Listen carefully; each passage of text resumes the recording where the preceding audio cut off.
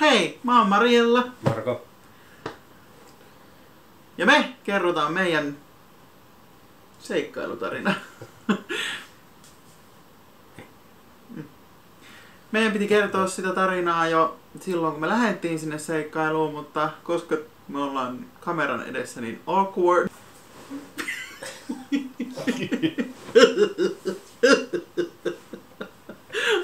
Hei! Molemmat.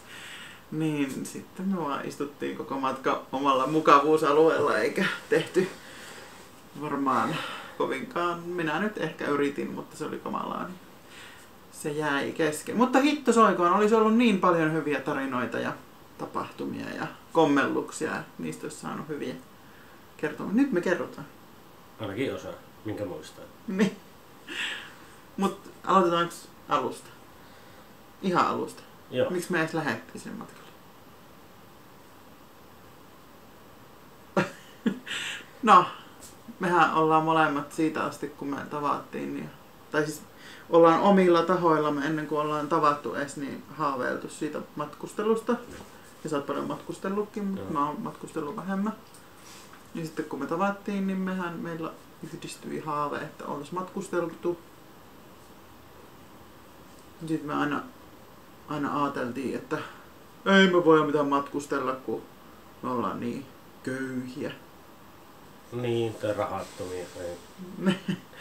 Ne. Koskaan ei ollut ylimääräistä rahaa, kun me ollaan tehty aika iso perhe. Mulla on siis 2 lasta ennestään ja sitten meillä on 3 yhteistä lasta. 5. Niin.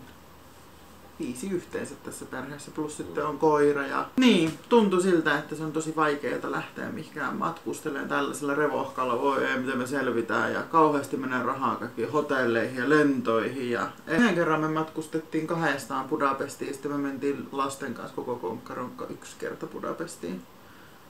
Silloin tää nuori lapsi ei ollut vielä edes syntynyt. Mut sit sä ajoit, tai sä halusit kokeilla vaihtaa alaa. Niin, tuli korona. Sitä ennen tuli vähän niinku burnout ja sitten tuli korona, niin ravintolahommat loppu täysin. Ja mä sitten yksi ilta selailin vaihtoehtoja ja niissä oli sitten linja-auto. Korttia voisi ajaa tai linja-autokuljettajia tarvitaan ja kortti aikuisopiskeluna. Sitten mä ajoin linja-autokortin ja tein vajaa 2 vuotta niitä hommia tossa. Sitten kesällä 22 Norjan lähetti idea, että ostetaan linja-auto ja lähdetään reissuun. Tai oikeastaan mä muistan sen hieman eri lailla. Mä muistan silloin keväällähän meille tuli ihan järkyttävä riita. Niin. Me tapeltiin eri osoitteissa kylläkin, mutta teksti tai WhatsAppin välityksellä. Ja sitten sä olit töissä ja mä menin saunaan lasten kanssa ja kihisin siellä raivosta. Ja sitten ihan yhtäkkiä mulle tuli semmonen, mua ei suututtanut yhtään. En mä ajatellut mitään matkustelua sillä hetkellä. Enkä mitään. Se vaan yhtäkkiä tuli jostain taivaalta ja se valahti sillain. Se oli semmoinen lämmin aalto, mikä valahti täältä päästä varpaisiin asti ja mulle tuli vaan semmoinen, nyt mä tiedän miten me voidaan matkustaa. Sitten mä tiedän ajattelinko, että toi on ihan hullu toi riidellä ja sitten mä vaan lähdetään ulkomaille. Niin. No mut sitten kun me saatiin sovittua se riita, niin sittenhän mä sanoin sulle, että mä olin ihan tosissani sen jutun kanssa. Muistatko sä mitä sä sanoit mulle, kun mä rupesin kertoa siitä jutusta? En. Sä sanoit mulle, että niin, mutta mistä me nyt koskaan saadaan mitään rahaa ja olit vähän sellainen epäuskonen. Mm. Sitten mä sain sut yli puhuttua. Vähän innostuit, kun mä että no mehän voidaan, että kyllä se raha jostakin tulee, kyllä me nyt vaan pystytään tähän. Ja... No sittenhän, kun me asuttiin vuokralla, niin sitten mä ajattelin, no mä irtisanon meidän vuokrasopimuksen ja sitten kun toinen mun aikaisemmista liitoista niin tyttö, niin käy isällänsä. Niin mä aina ajattelin, että se ei koskaan päästä meitä mihinkään ulkomaille pisemmäksi aikaa. Että mä ajattelin, että no, mulla on niin hyvä suunnitelma, että mä laitan sille viestin ja ehdotan sitä asiaa. Ja sanoin siitäkin, että mä laitan sille nyt heti sen viestin. Ja sä sanoit, että elä nyt vielä. Sitten mä voitan, ei kun nyt mennään eikä enää jäädä ihmettelemään. Koska mä pelkäsin, että jos me jäädään vielä miettimään, niin me ei toteuteta sitä, että sitten tulee se paniikki, että oh my god, me ei kyllä selvitä siitä ja mitenkä me mukaan saadaan rahat kasaan ja mitenkä me mukaan pärjätään. Ja sittenhän sä ehdotit ensin sitä linja-autoa, mutta mä olin alkuun vähän sillä lailla, että kun mä ajattelin sitä, että se linja-auto vie niin paljon bensaa tai polttoainetta, että meidän kaikki rahat menee siihen. Ja sitten mä ajattelin, että kun mä en voi ajaa linja-autoa, niin sitten me sovittiin, että me lähdetään teltalla. Ja otettiin semmoinen vähän isompi auto kuin mitä normaalisti henkilöautoja meillä on ollut. Mikä se oli? Minkä sä hommasit meille? Se oli semmoinen sprinteri matkailuauto. Tai rekisteröity matkailuauto. Mutta ei sillä ei ollut sänkyjä eikä? Ei. Siellä oli kyllä ihan kivasti niitä penkkejä. Ja se oli ihan hyvä ajaa. Se oli ihan ok. Mutta ehkä hivenen liian pieni 7 hengelle, kun näin jälkeenpäin ajattelee. Plus Tanskan dokille. Niin. Ja. No. Reissut oli siis laivamatkahan oli jo varattu sille sprinterille. Sitten noin pari viikkoa ennen sitä lähtöä löytyi Torista linja-auto.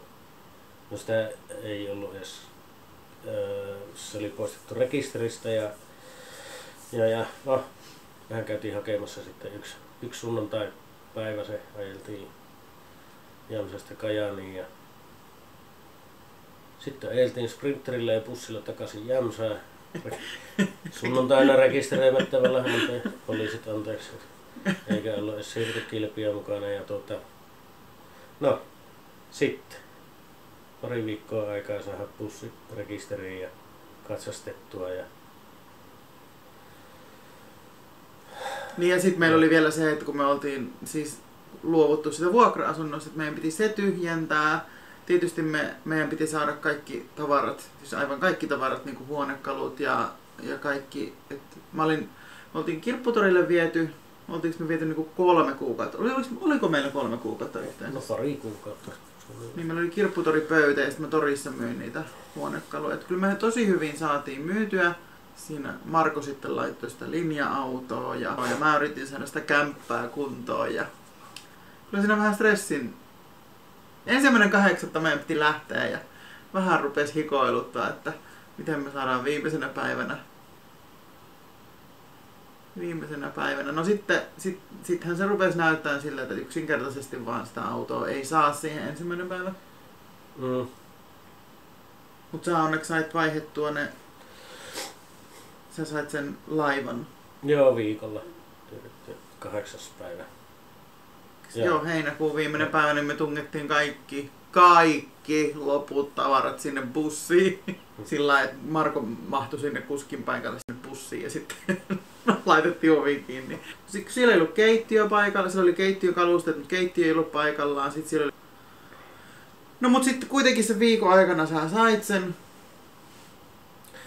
Me tuuletettiin, oltiin ihan, että me asuttiin sillä bussissa ja rakennettiin sitä bussia sitten.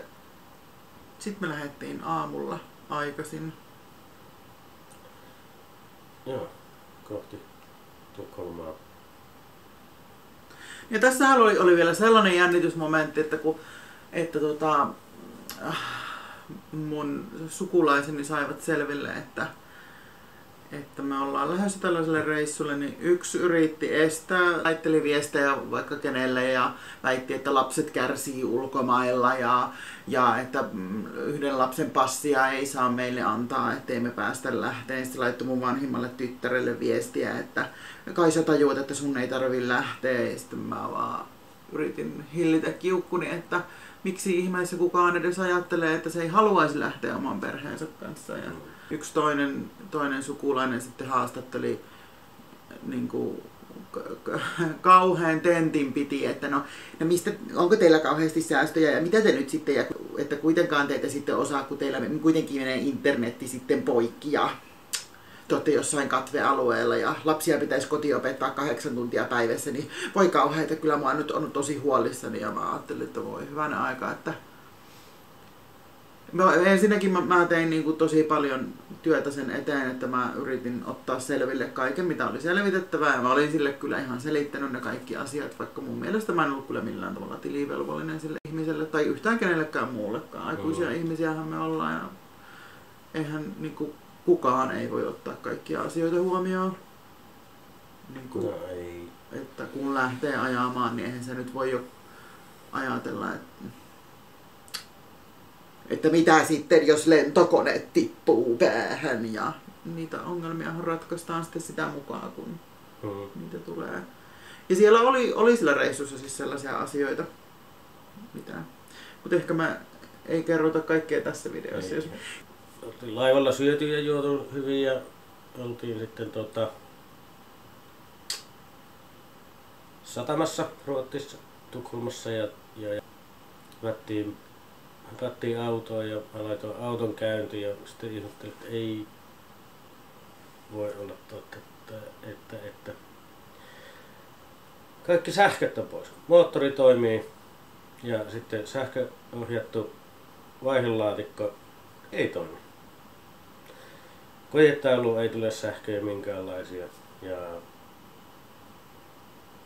siinä jo pienimuotoinen paniikki, koska me oltiin ensimmäisenä siinä portilla. Niin jonkun muutama minuutti ne tulee ne tyypit sieltä sitten, että hei, tää on joku ongelma, että nyt pitäisi lähteä. Mä että no, niin, auto käynnissä, mutta vaihdelaatikko ei toimi. Ja no ne hinas sitten meidät siitä sivuun, pois laivasta ja sivuun ja sitten sanoi, että jos tarvitsette hinausautoa tai jotain, niin tulkaa sanomaan. Ne oli tosi ystävällisiä, keltään ei mennyt hermot eikä mitään. Ja sitten oli toi sähkökaavio, oli laittanut johonkin hyvään talteen. Se on vanha kunnon nyrkki ja ilmeisesti päävirtarele oli jotenkin huonosti paikallaan ja sitten se naksahti ja sitten tuli virrat kaikki ja sitten päästiin jatkaa matkaa. Kyllä siinä oli vähän sellaista jännitystä, että päästäänkö me reissuun ollenkaan ja sitten mä ajattelin vaan, että ihan sama, että jos me päästään edes Ruotsin puolelle, niin mä oon onnellinen. Tämä matka on onnistunut sen takia, koska me ollaan niinku tehty se, että mulle kaikista kauheinta olisi ollut se, että me oltaisiin jänistetty siitä hommasta, että me oltaisiin oltu sillä, että no ei, että no me haaveillaan tämmöisistä asioista, mutta ei nyt, että tämä on liian vaikeaa tai liian pelottavaa. Tai mä olin kuitenkin siinä vaiheessa yli 30, että mä en ollut moniakaan elämässäni haaveita toteuttanut. Mä ajattelin, että nyt tai ei koskaan. Ja mä halusin haastaa itteni, niin kyllä mä vaan nauroin, että ahaa, me ollaan nyt täällä Ruotsin puolella. Jos tää auto jää tähän, niin fine, mä oon kuitenkin nyt voittaja tässä hommassa. Ja voi, sitten sä pomotit sitä ja kaikki oli hyvin ja kaikki oli taas onnellisia, ei ollut mitään hätää, mutta se oli jotenkin niin tällä jälkikäteen ajateltuna ihan hauska kommellus, että meidän perheelle voi sattua tollasia. Jep. Ja. Matka jatkui kohti Alingsåsia ja Mariellan tuttu asui siellä ja jäätiin johonkin taukopaikalle sitten yöksi kanssa ja niin tosi viihtyisiä taukopaikkoja siinä eteläisessä Ruotsissa, että sieltä sai vettä ja siistit vessat ja tosi nättiä luontoa siinä kanssa. Ja pari päivää Alingsåsissa ihmeteltiin, oli lämmintä elokuuta. Oltiin Sillä mun reissussa ystävällä on myös lapsia, niin lapset sai leikittyä sitten keskenään, niillä oli kivaa. Ja tietysti meilläkin oli kivaa. Ja sä rakensit hei sen meidän makuuhuoneen siellä. Niin, sillä joo, makuuhuone. Oli ihan kiva saada. Valmiista saatiin sänky. Tai olihan meillä patja niin. siinä lattialla, mutta saatiin vähän sänkyä siihen ja.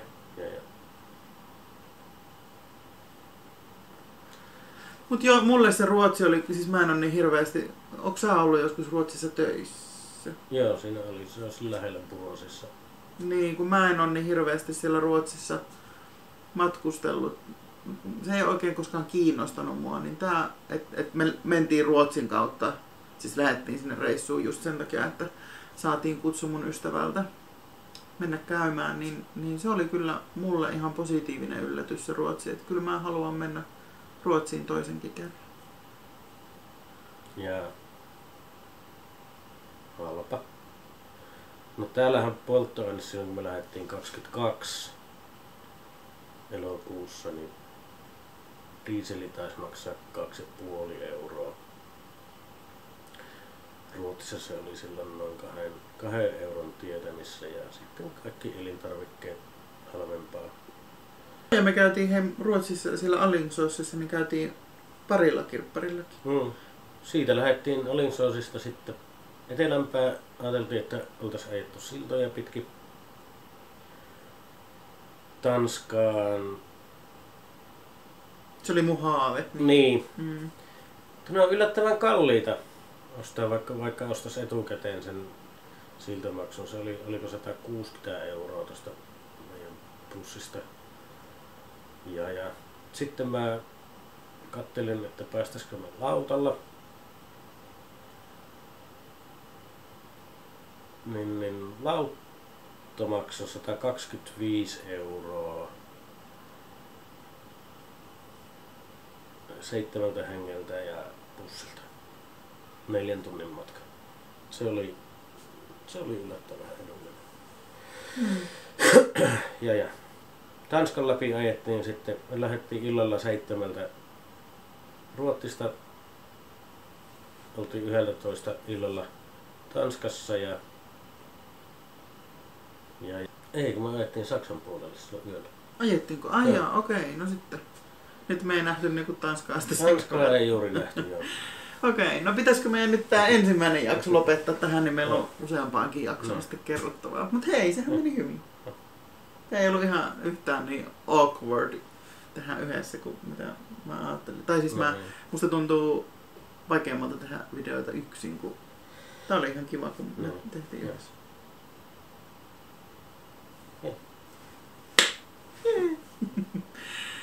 No niin. Heippa! Ensi kertaa.